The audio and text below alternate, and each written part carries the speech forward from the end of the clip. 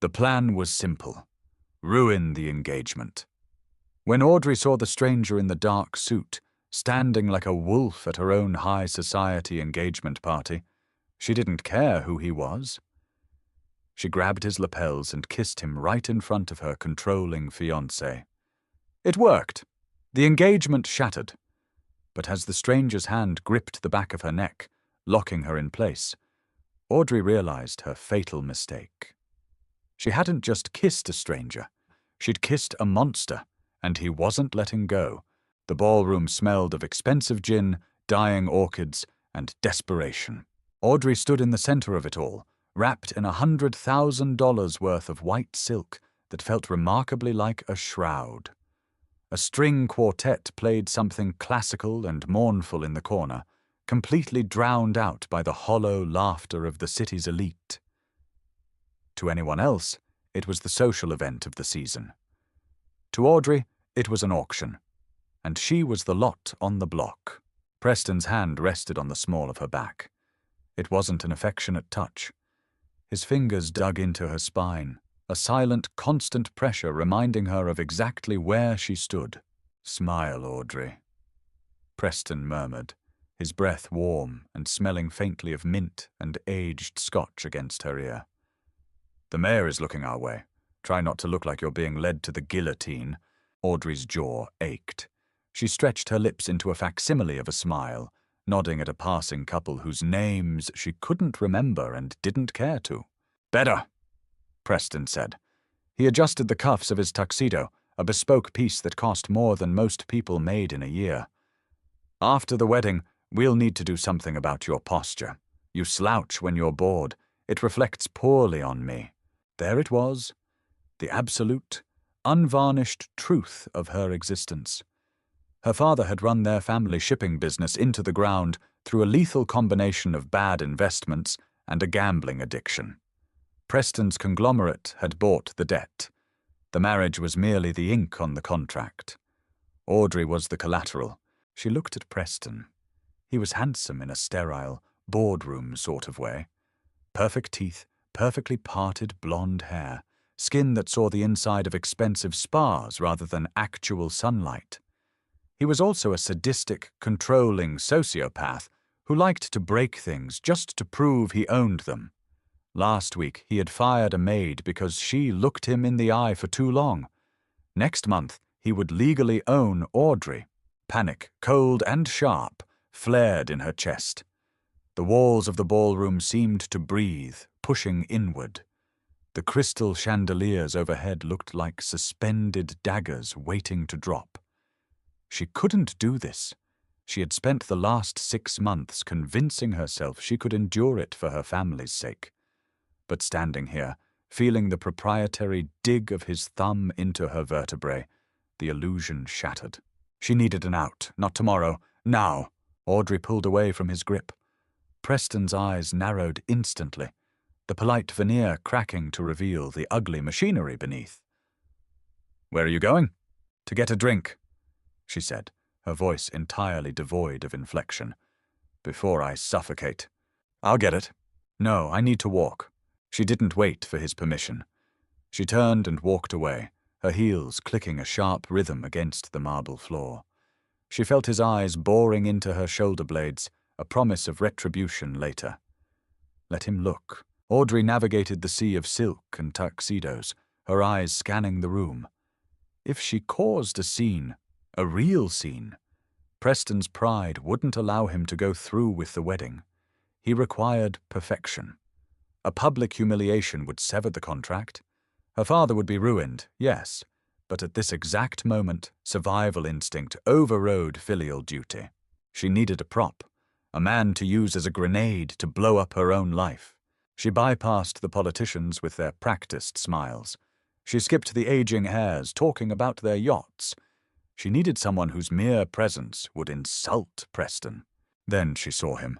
He was standing near the heavy velvet curtains that led to the terrace, a shadow detached from the rest of the room. He didn't belong here. It wasn't just the suit, though his was charcoal, cut severely, utterly devoid of the peacocking flair the other men wore. It was the way he stood, utterly still, watchful. He held a rocks glass loosely in one hand, his dark eyes scanning the room with a profound, terrifying boredom. He had high, sharp cheekbones, a strong jaw dusted with a shadow of stubble, and a small, faded scar cutting through the end of his left eyebrow. He looked like a man who was used to violence. He looked like a man who didn't give a damn about polite society. He looked perfect. Audrey altered her trajectory. The air seemed to grow thinner as she approached him. She could hear Preston's heavy footsteps behind her, cutting through the crowd. He was following her. He was angry. Good. She closed the distance to the dark-haired stranger. Up close, the aura of danger radiating off him was almost a physical weight. He noticed her approach, his dark eyes flicking down to take her in. There was no surprise in his expression, only a mild, predatory curiosity. 10 feet. 5 feet. Preston's voice barked out behind her, stripping away the polite volume of the puri. "Audrey, stop right there!" She didn't stop. She didn't think.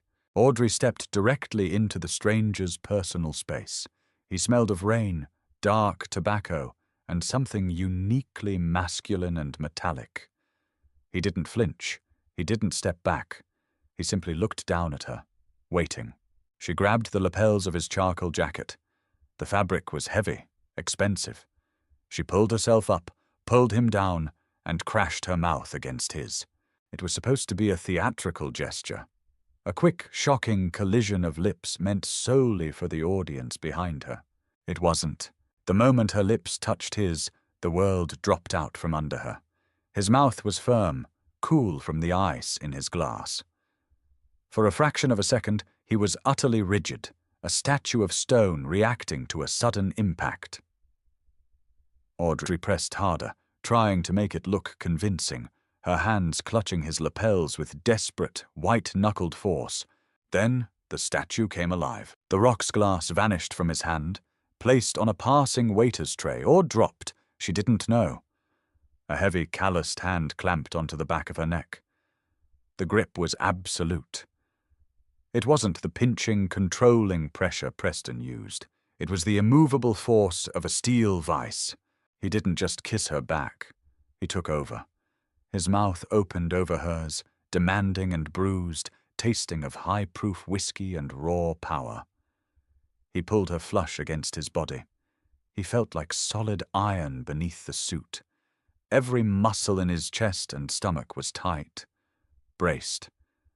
The kiss deepened, shifting from a staged performance into something violent, hungry, and devastatingly real. Audrey's breath hitched. A hot, entirely unwanted shockwave of adrenaline shot through her veins. She was supposed to be using him, but she suddenly felt profoundly, terrifyingly used. She tried to pull back. His hand tightened on her nape. Just a fraction. A silent warning. "You started this." The ballroom had gone dead silent. The string quartet had faltered to a screeching halt. The clinking of glasses ceased. "Get your hands off my fiancé." Preston's voice was a ragged shout, vibrating with a rage that bordered on hysteria. The stranger broke the kiss slowly. He didn't release Audrey. Instead, he kept his hand firmly on the back of her neck, turning her slightly so she was tucked into his side, shielded by his body. Audrey opened her eyes. The room was a tableau of shock. Guests were staring, mouths parted. Her father looked as though he was having a coronary event near the ice sculpture. And Preston was standing 5 feet away, his face purple, his fists clenched so tightly his knuckles were bone white. The stranger finally looked at Preston. His expression hadn't changed. He still looked bored. "Fiancé," the stranger said. His voice was a low, resonant rumble, a voice used to giving orders in dark rooms. "Seems she has a strange way of showing loyalty." "I said," Preston spat, stepping forward. "Get your hands off her, you're a dead man." Preston reached into his jacket. A pathetic, dramatic gesture meant to imitate the bodyguards he paid to do his dirty work. Before Preston's hand could even emerge, the atmosphere in the room shifted. From the edges of the ballroom, from the doorways and the shadows near the terrace, men stepped forward. 5 of them. They moved with terrifying synchronicity, sliding between the wealthy guests without touching them, their hands resting casually inside their own jackets. The collective wealth and power of the room suddenly meant absolutely nothing in the face of organized, lethal force. Preston froze. His eyes darted to the men, then back to the man holding Audrey. The color rapidly drained from his face, leaving him a sickly, ashen gray. "You," Preston stammered. The arrogance was gone. Fear, stark and naked, replaced it. Roman. The stranger, Roman, tilted his head. "Preston, I see you're still buying things you can't control." Audrey's heart slammed against her ribs. Roman. She knew the name. Everyone in the city who dealt in money, legal or otherwise, knew the name. Roman wasn't a businessman. He wasn't a socialite. He was the underbelly of the city made flesh. He controlled the ports, the unions, the invisible economy that ran parallel to the glass towers. He was a myth used to frighten corporate executives into paying their protection fees. She hadn't just kissed a random stranger to spite her fiancé. She had assaulted the head of the city's largest crime syndicate. She's mine," Preston managed, though his voice cracked. "Not anymore," Roman said simply. He didn't yell. He didn't strike a pose. He just stated a fact. He looked down at Audrey. His dark eyes were unreadable, but there was a dark, amused flicker in their depths. "Are we leaving?" he asked her. It wasn't really a question. His hand on her neck guided her forward. Audrey couldn't speak. Her throat felt packed with sand. She had wanted a grenade to blow up her cage. She had gotten a nuclear warhead. She nodded once, a jerky mechanical motion. Roman walked her right past Preston. Preston didn't move. He didn't breathe. The men in the tailored suits parted the sea of terrified guests, carving a path straight to the grand double doors of the ballroom. Nobody stopped them. Nobody said a word.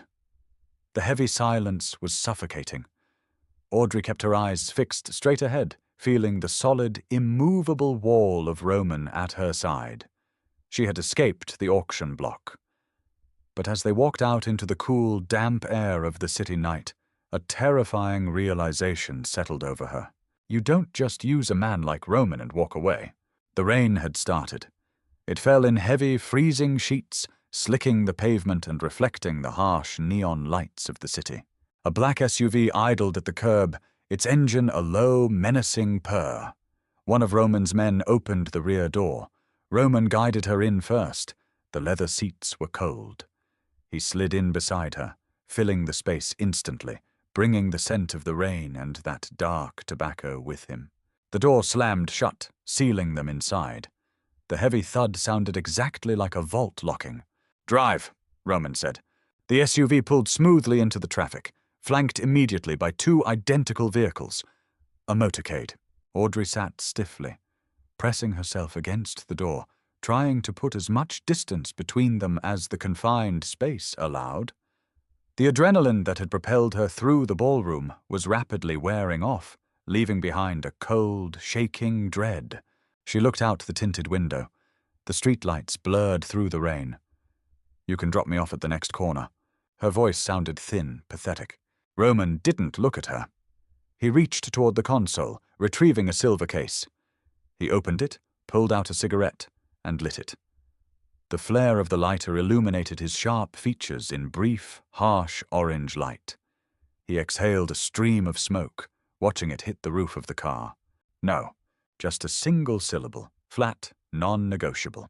Audrey turned her head to look at him. "I don't think you understand. I just needed to break the engagement. I used you. It's over now. You can let me go." Roman slowly turned his head. His dark eyes locked onto hers. There was no amusement in them now. They were cold, assessing, and utterly void of human empathy. "You think this is a game?" he said quietly. "You think you can drag me into your pathetic little high society drama, put your hands on me in front of my city, and then just ask to be dropped off at a street corner? I apologize if I insulted you," Audrey said, forcing herself to keep her chin up. She was trembling, but she refused to show it. "I'll wire you an apology fee, whatever you want." Roman laughed. It was a harsh, dry sound that had absolutely no humor in it. "A fee." He leaned closer. The smell of smoke and whiskey enveloped her. "Do you have any idea who I am, little bird?" "I know who you are," she whispered. "Then you know I don't need your money, and you know I don't let people use me and walk away."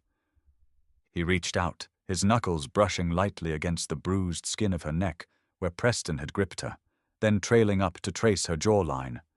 His touch was feather-light, yet it made her heart hammer erratically against her ribs. "You made a claim tonight," Roman continued, his voice dropping an octave. "You walked up to me, in front of 100 witnesses, and you staked a claim. You took yourself away from that spineless suit, and you handed yourself to me." "I didn't hand myself to anyone," Audrey snapped, a flare of genuine anger piercing through the fear. "I'm not an object to be passed between men." "You were an hour ago," Roman pointed out brutally.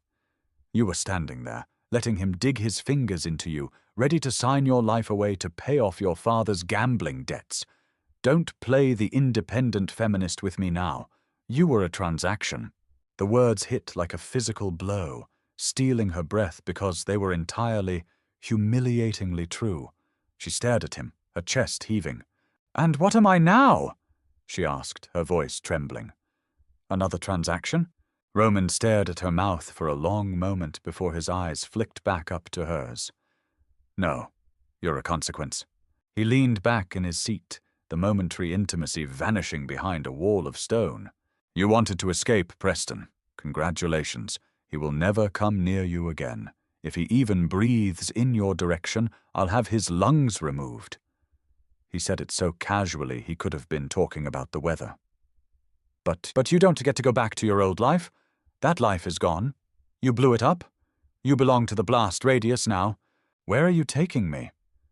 Audrey asked, her voice finally breaking. "Home. My apartment is—" "Not your apartment," Roman interrupted. "Mine." Audrey closed her eyes. The steady rhythm of the windshield wipers sounded like a metronome counting down the seconds of her freedom. She had orchestrated an escape, playing a desperate hand in a game she didn't fully understand.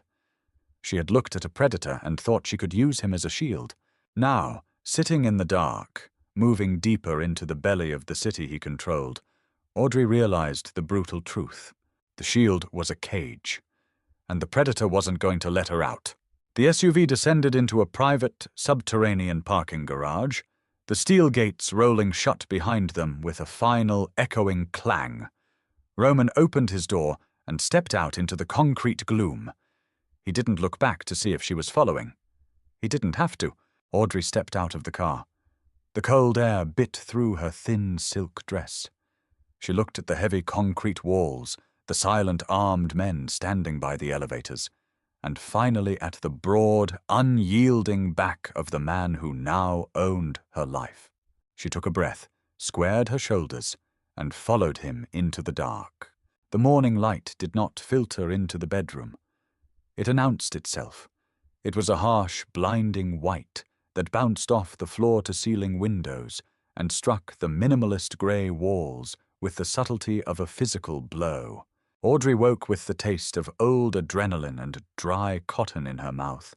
She was lying on a bed large enough to sleep 6, tangled in charcoal-colored sheets that smelled faintly of cedar and the heavy metallic tang of the man who owned them.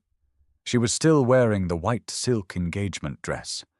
It was hopelessly wrinkled now, stained near the hem with something dark. Rainwater, street grime, or perhaps a smudge of soot from the underground garage. She sat up. Her spine ached. The events of the previous night crashed into her waking mind, not as a fluid memory, but as jagged snapshots. The suffocating ballroom, Preston's digging fingers, the stranger in the dark suit, the violent, earth-shattering collision of his mouth against hers. Roman, panic, cold and familiar, curled in her stomach. She swung her legs over the edge of the mattress. Her bare feet hit polished concrete. The floor was heated. It was a detail so absurdly domestic it made her want to scream. Audrey stood and walked to the window. The city sprawled below her, a jagged spine of steel and glass piercing the low-hanging clouds. She was high up, 30, maybe 40 stories. The sounds of the morning commute were completely obliterated by thick, bulletproof glass. She was sealed in a terrarium in the sky. She found a heavy wooden door and opened it.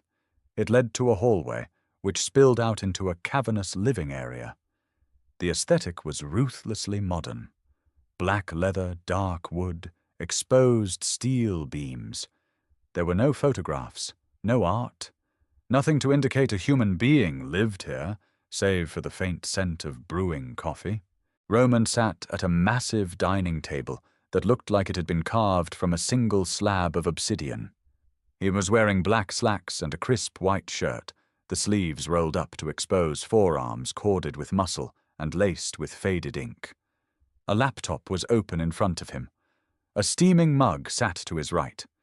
Beside it lay a disassembled matte black handgun, a cleaning cloth, and a small bottle of oil. He didn't look up as she walked into the room. "There's coffee in the kitchen," he said. His voice was a low rumble in the cavernous space. Audrey stopped 10 feet away. "I want my phone." "It's gone," Roman replied, dragging a small brush through the barrel of the slide. "Preston's people were tracking it. I had Leo throw it in the river on our way here. I need to call my father." Roman finally stopped his work. He set the brush down and looked at her. In the daylight, his eyes were the color of dark earth. They held a terrifying stillness. "Your father called me at 3 this morning," Roman said. Audrey's breath caught. A fragile, desperate hope fluttered in her chest. Despite his failures, despite treating her as collateral, her father was still her father. Surely he had realized the danger she was in. Surely he had threatened police, or lawyers, or whatever hollow threats he could muster. "What did he say?" she asked, her voice barely a whisper. Roman picked up the slide and inspected it against the morning light. He congratulated me on a new acquisition. And then he asked if the debt Preston held was now transferred to me, or if they were clear.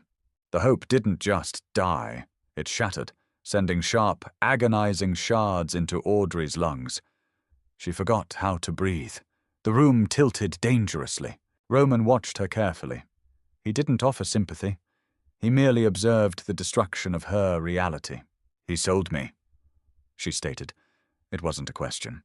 "He confirmed a transaction," Roman corrected smoothly. "Preston held a $50 million marker on your family's shipping line.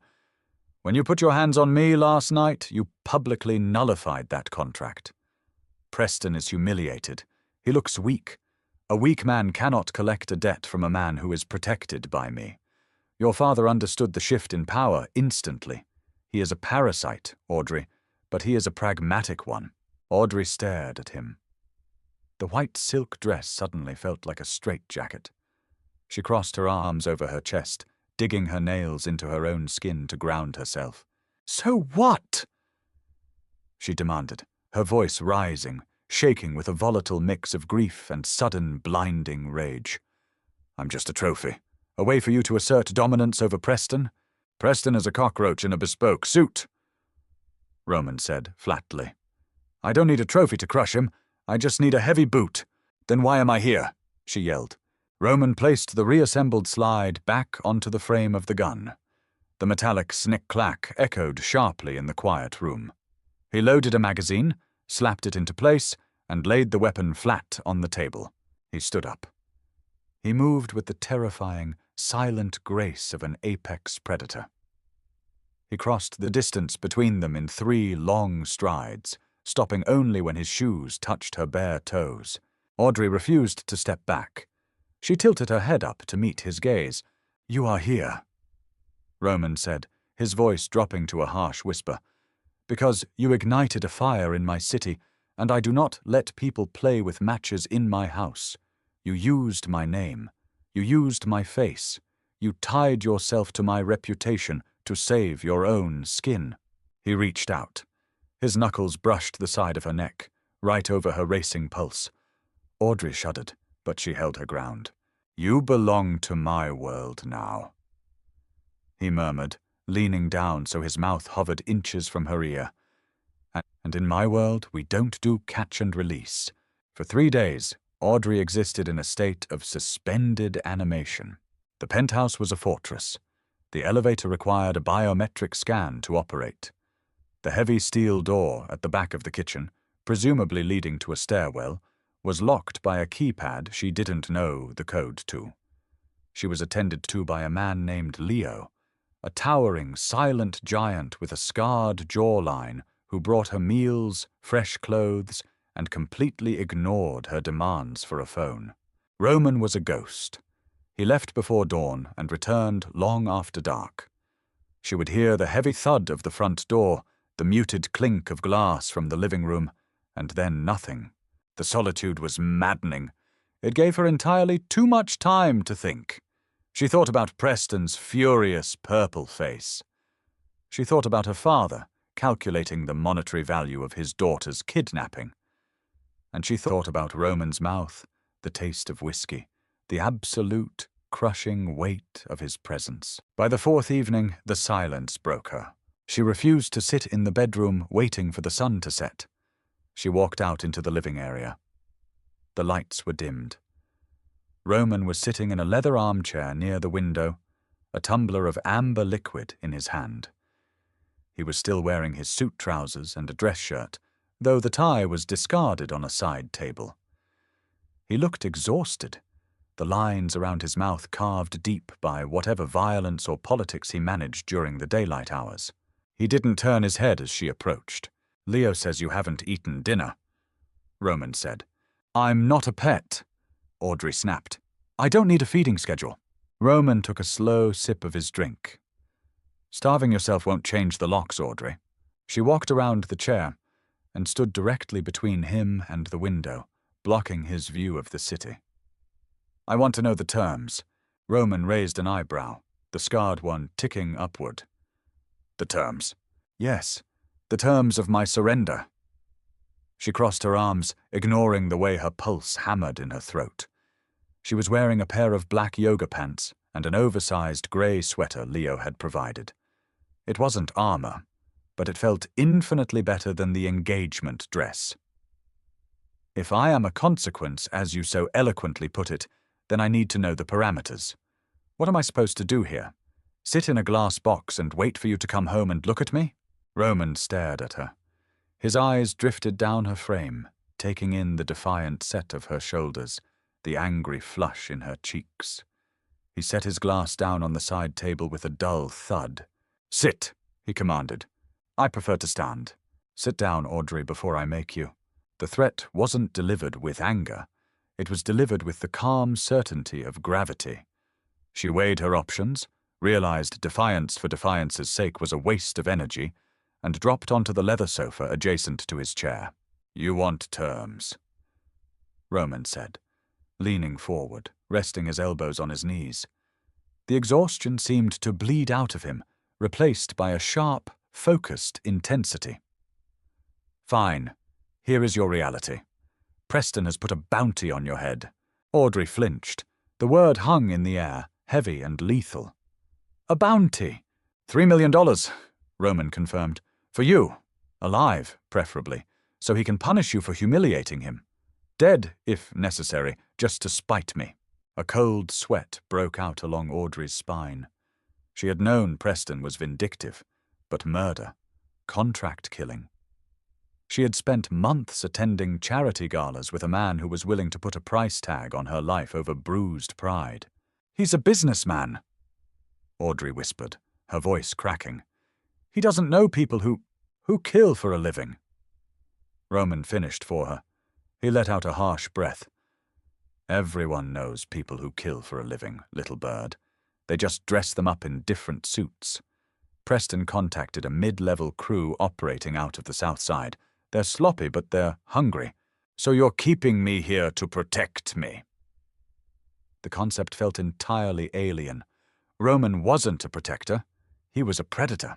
I'm keeping you here because what is mine remains mine, Roman said.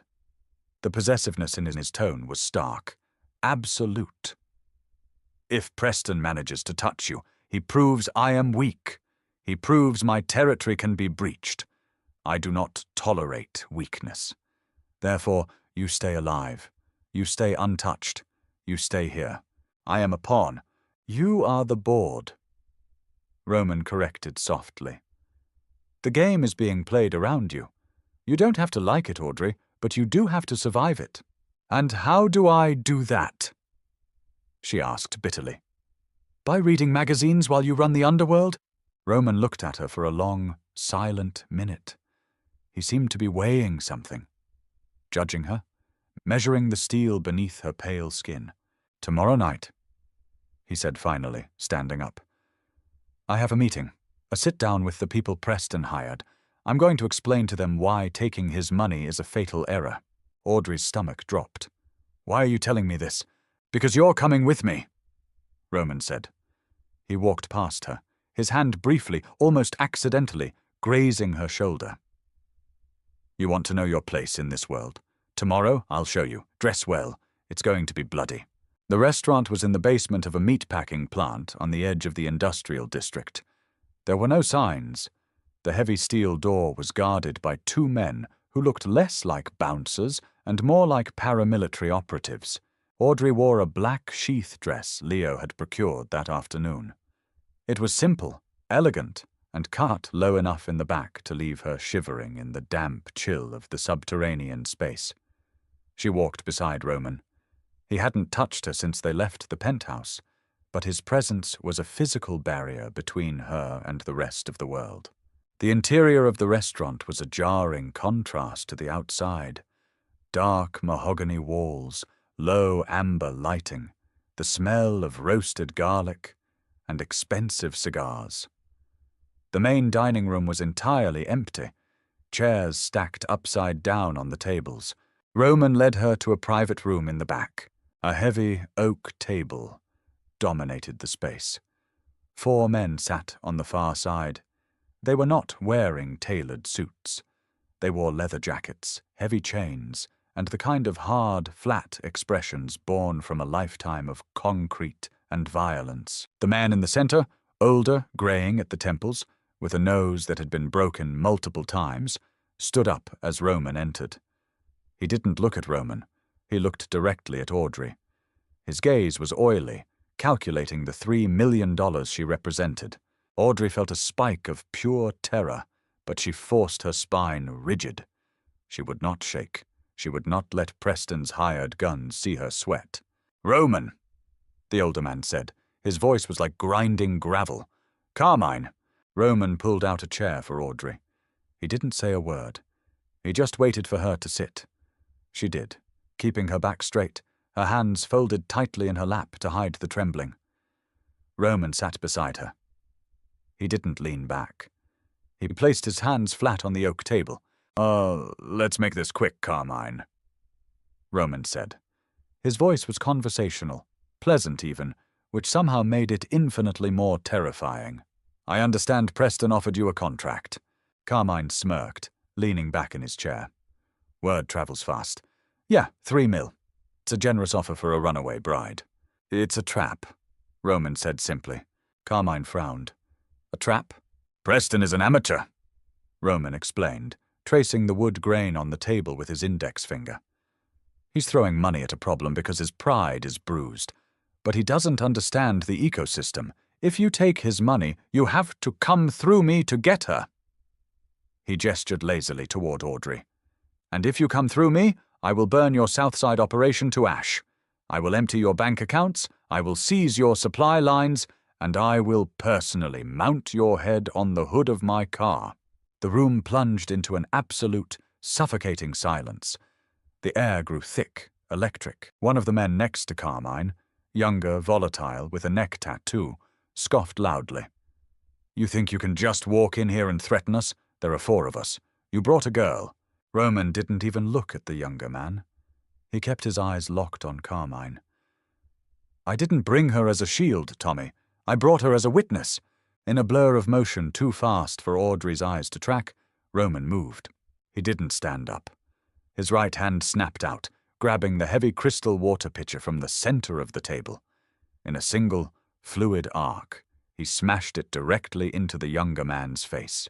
The sound was horrifying. The crack of crystal meeting bone echoed like a gunshot in the small room. Tommy went down instantly, his chair tipping backward with a heavy crash. Blood sprayed across the mahogany table, dotting the white tablecloth in brilliant crimson drops. The two other men leaped to their feet, reaching beneath their jackets. Before they could clear leather, Roman drew the matte black handgun from his waistband and aimed it squarely at the space between Carmine's eyes. "Sit down," Roman commanded. His voice hadn't raised a single decibel.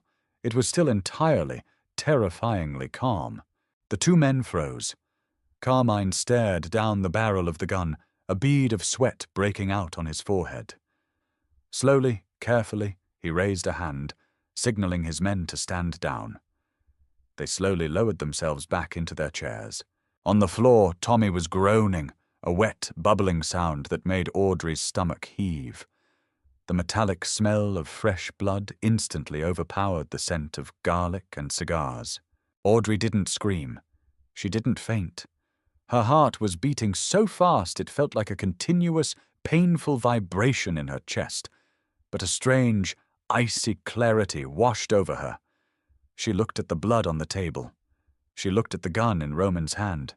This was the reality. This was the man she had kissed to escape a bad marriage. "The contract is void," Roman said to Carmine, the gun unwavering. "You will call Preston. You will tell him the job is too hot.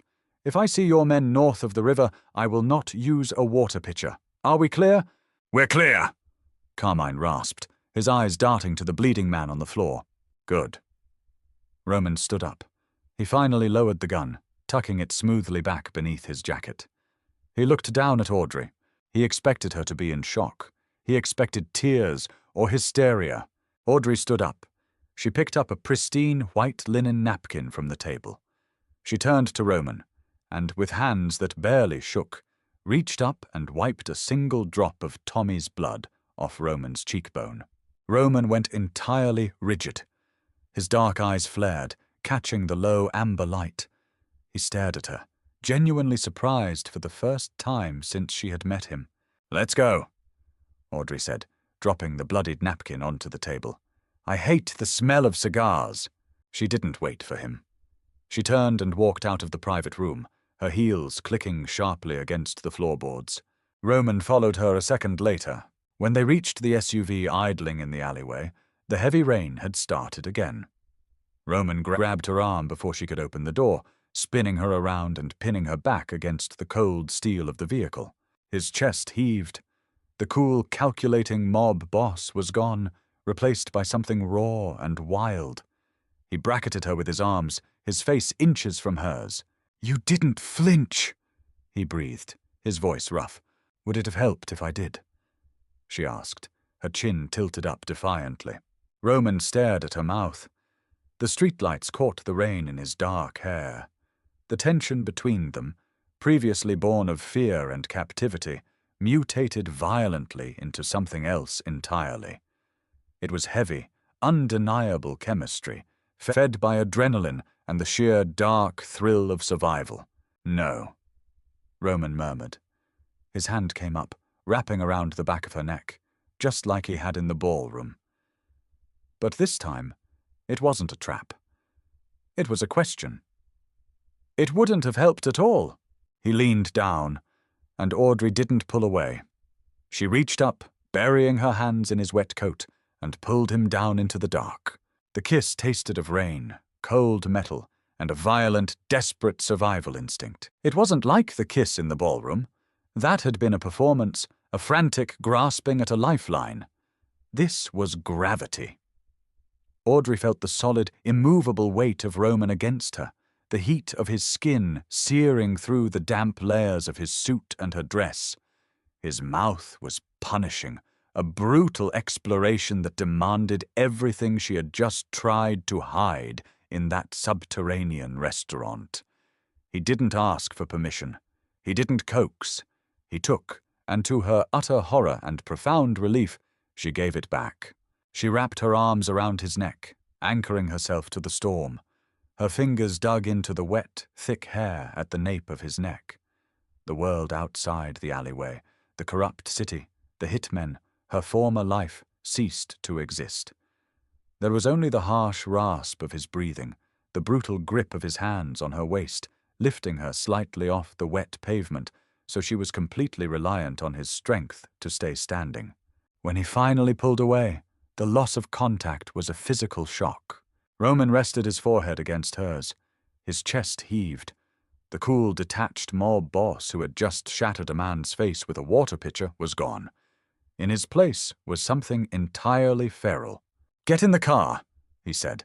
His voice was a jagged rasp. Audrey didn't argue. She slid into the back of the SUV, her knees suddenly weak. Roman climbed in after her, slamming the door. He didn't look at her as the motorcade pulled away, but his hand found hers in the dark. He laced his fingers through hers, his grip tight enough to bruise. He held her hand the entire way back to the penthouse. It wasn't a romantic gesture, it was a lockdown. The shift in the atmosphere happened the next morning. Audrey woke up alone in the massive bed, but the cold isolation of the previous days was gone. She walked out to the living area. The blinding city sun washed over the concrete floor. Roman was sitting at the obsidian table, but he wasn't cleaning a gun this time. He was surrounded by stacks of financial documents, legal briefs, and blueprints. Leo stood by the kitchen island, nursing a mug of black coffee, watching the monitors connected to the building's security feed. Roman looked up as she walked in. The feral energy from the alley was masked, packed away beneath the tailored slacks and the crisp white shirt, but the way his dark eyes tracked her carried a new, heavy weight. "Coffee is hot," he said. Audrey poured herself a cup and walked over to the table. She didn't sit on the sofa. She pulled up a chair directly across from him, right into his workspace. Roman watched her. He didn't cover the documents. "Sleep well?" "I slept," she said, taking a sip of the bitter brew. She looked down at the paperwork spread across the dark wood. She recognized the letterhead on one of the folders. It belonged to an offshore holding company. "You're bleeding Preston's shell corporations." Roman leaned back, resting his arms on the armrests. He looked mildly impressed. "You recognize the shell?" "I spent 6 months pretending to listen to him talk about his brilliance over expensive dinners," Audrey said, her voice entirely devoid of warmth. "Preston is arrogant. He thinks he's the smartest man in the room, which means he talks too much when he wants to show off. He routes his illicit capital through a subsidiary called Apex Logistics. It's a ghost company. They don't ship anything, but they hold the leases for the warehouses in the port district." Roman exchanged a brief, unreadable glance with Leo. "Apex Logistics," Roman murmured.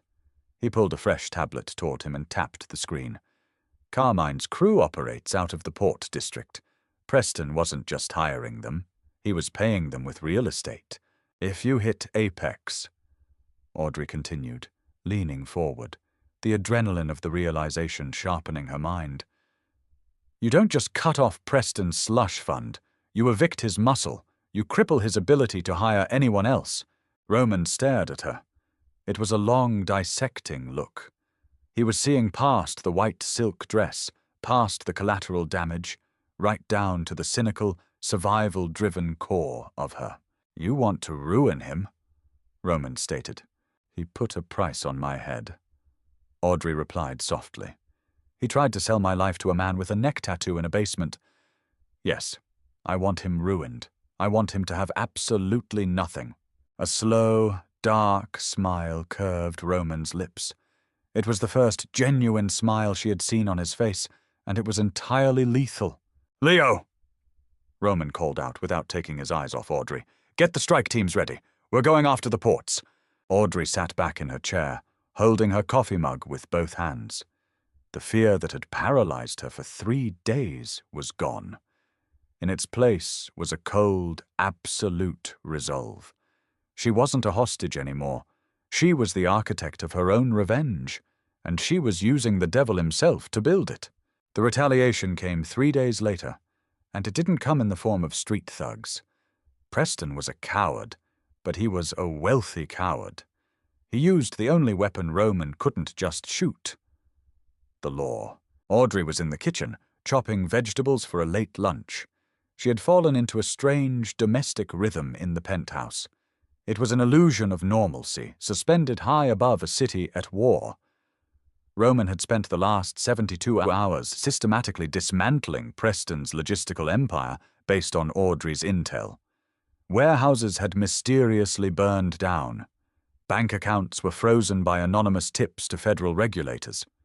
Preston's empire was bleeding out. The first sign that the illusion was breaking was the sudden dead silence of the penthouse's climate control system. The low hum of the air conditioning cut out. Then, the security monitors above the kitchen island flickered and went entirely black. Leo, who had been sitting on the leather sofa reading a newspaper, stood up instantly. He didn't say a word.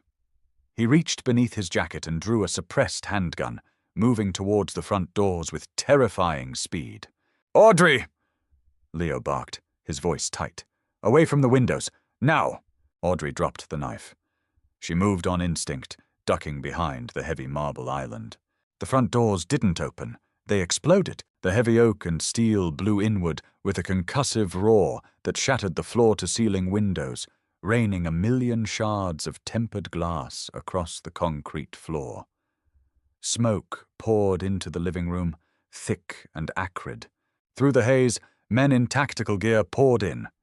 They weren't wearing police insignias. They wore unmarked black uniforms, moving with military precision.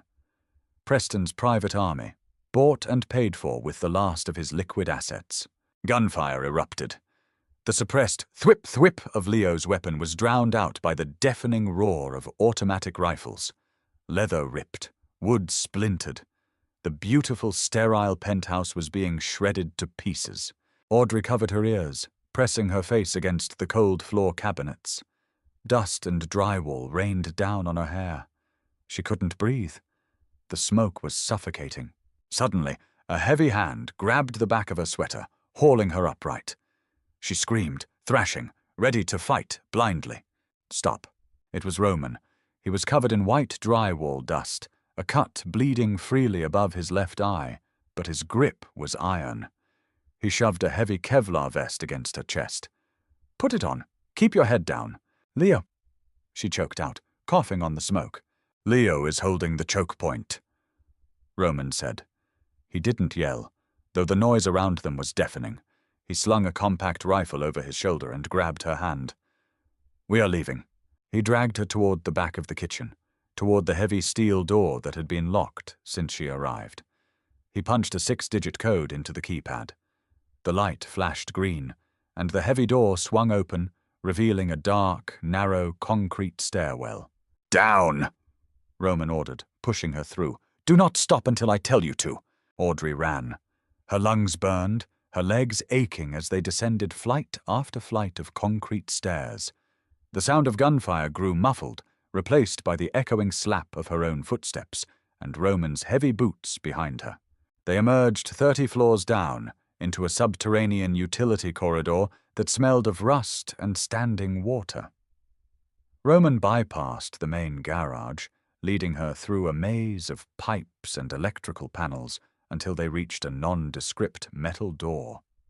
He pushed it open, revealing a dusty, rusted-out sedan that looked entirely out of place in the luxury building's infrastructure. He shoved her into the passenger seat, climbed in, and hot-wired the ignition in under 10 seconds. The engine coughed, sputtered, and roared to life. They burst out of a secondary service ramp onto a rainy side street, leaving the smoking ruin of the penthouse high above them. Roman drove with ruthless efficiency, his eyes scanning the rearview mirror constantly. He was bleeding, his knuckles white on the steering wheel. Audrey sat beside him, shaking violently, the Kevlar vest heavy and suffocating against her chest. She had wanted Preston ruined. She hadn't fully comprehended that to ruin a man with that much power meant burning the city down around them. They used a private tactical unit, Roman said, his voice deadly quiet. Preston spent his last dimes on a kill squad. Leo? Audrey whispered. Leo will get out. He knows the exfiltration routes. Roman replied, though the tightness in his jaw betrayed his concern. He took a sharp corner, diving into the industrial district. Preston is desperate. He knows he's finished legally, so he's trying to cut the head off the snake before the feds raid his main office. Audrey closed her eyes, trying to force the panic down. The image of the tactical team pouring through the smoke burned in her mind. Preston wouldn't stop. He couldn't. If Roman lived, Preston was a dead man. It was a zero-sum game now. She opened her eyes and looked at Roman. The bleeding cut above his eye made him look like a demon. Where is his main office? Roman glanced at her. Downtown. The glass tower on 5th. Why?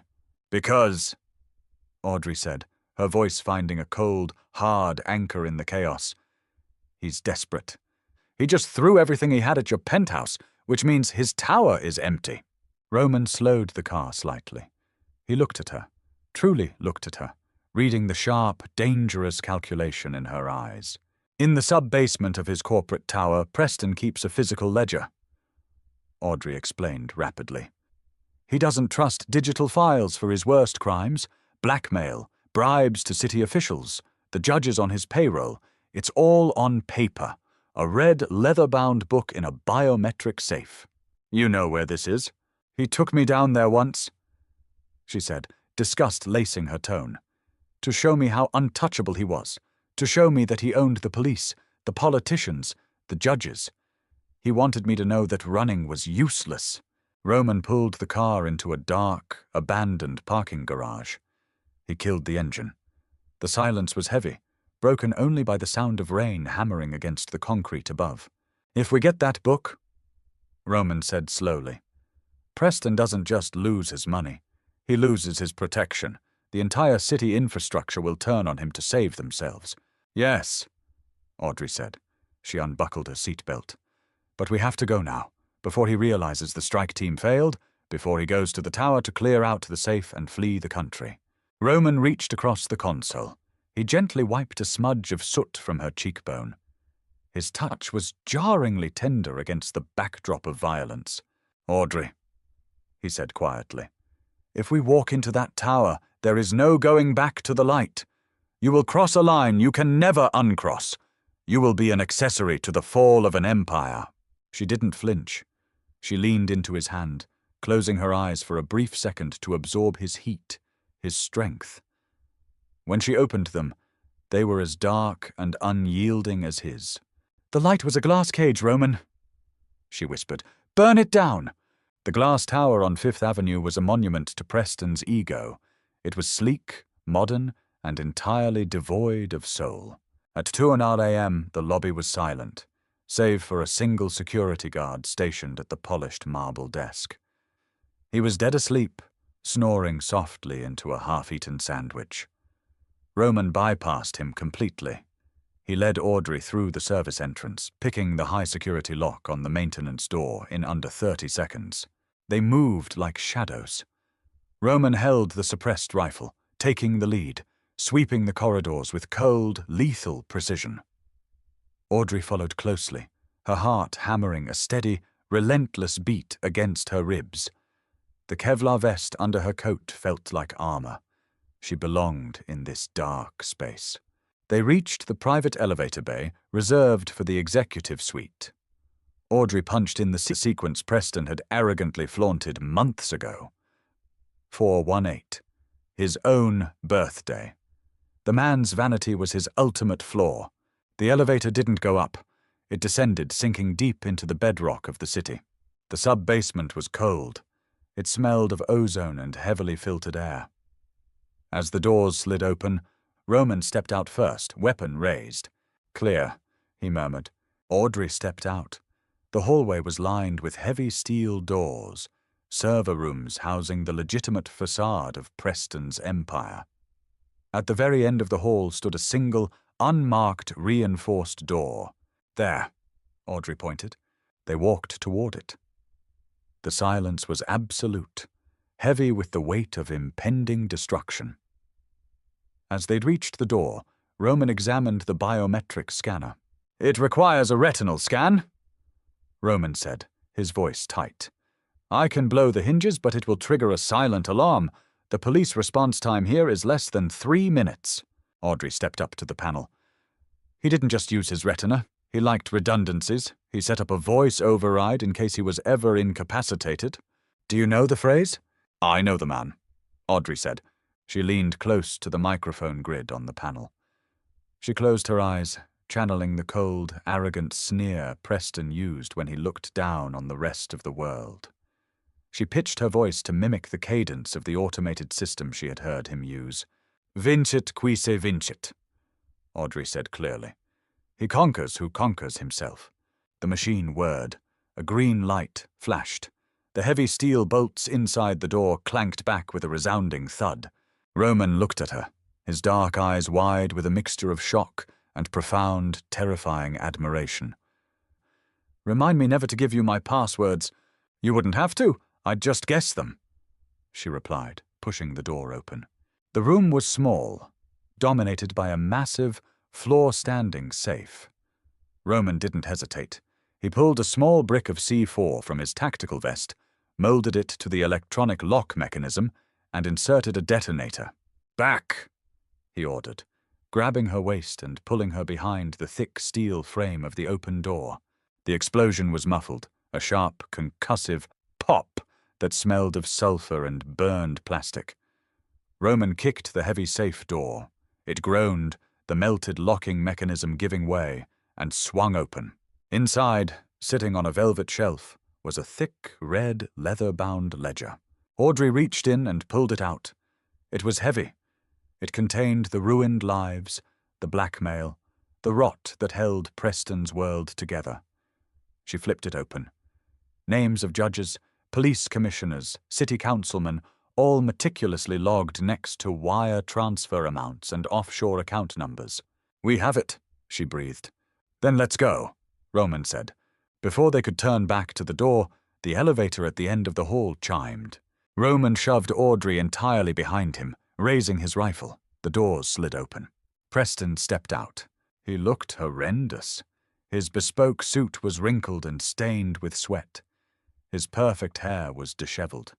He held a silver revolver in his hand, his grip shaking violently. Behind him stood 2 massive men in tactical gear, survivors of the penthouse raid. Preston's eyes locked onto Roman, then shifted to Audrey, holding the red ledger. His face twisted into a mask of absolute, unhinged hatred. "You!" Preston spat, his voice echoing in the concrete corridor.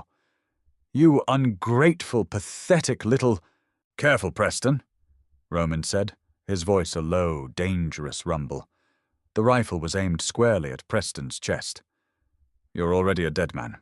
Don't make it messy." "I have 2 men behind me." Preston laughed, though it sounded like a sob.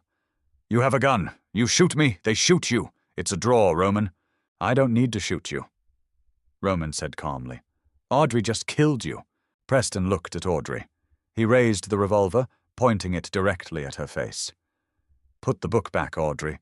Put it back, and I'll make your death quick. Your father is already ruined. You have nowhere to go." Audrey didn't hide behind Roman's broad shoulders. She stepped to the side, exposing herself to Preston's gun. Roman tensed, letting out a low growl of warning, but she held her ground. She looked at Preston. She looked at the man who had bought her, who had treated her like cattle, who had tried to have her murdered. She felt no fear, only a profound, freezing pity. "You never understood power, Preston," Audrey said, her voice echoing off the cold walls. It was steady, calm, and utterly ruthless. "You thought power was owning people. You thought it was buying them. But power isn't a transaction." She lifted the heavy red ledger in her hands. "Power," Audrey continued, "is knowing exactly where to strike." She didn't drop the book. She didn't hand it to Roman. She gripped it with both hands and, with all her strength, hurled it directly at the fire alarm pull station on the wall beside the safe. The heavy spine hit the red plastic housing, shattering it instantly. The building erupted. Klaxons blared, a deafening, rhythmic scream that tore through the basement. Overhead, the fire suppression system activated. It wasn't water. It was a chemical foam designed to protect electronics, spraying down in a thick, blinding white cloud. The sudden noise and the blinding foam shattered Preston's fragile nerves. He fired blindly. The gunshot was deafening, the bullets sparking against the concrete ceiling. Roman moved in the chaos. He didn't shoot Preston. He shot the two tactical guards, double taps to center mass through the foam. They dropped instantly. Roman closed the distance to Preston in two massive strides. He slapped the revolver out of Preston's hand, the weapon clattering away into the foam. Roman grabbed Preston by the throat and slammed him against the steel wall. Preston gagged, his eyes bulging, his hands clawing uselessly at Roman's iron grip. "Please!" Preston choked out, the arrogance entirely gone, replaced by the pathetic, naked terror of a coward facing the end. "Please, I have money." Roman leaned in close. "You don't have money, Preston. You don't have a city. You don't have a name.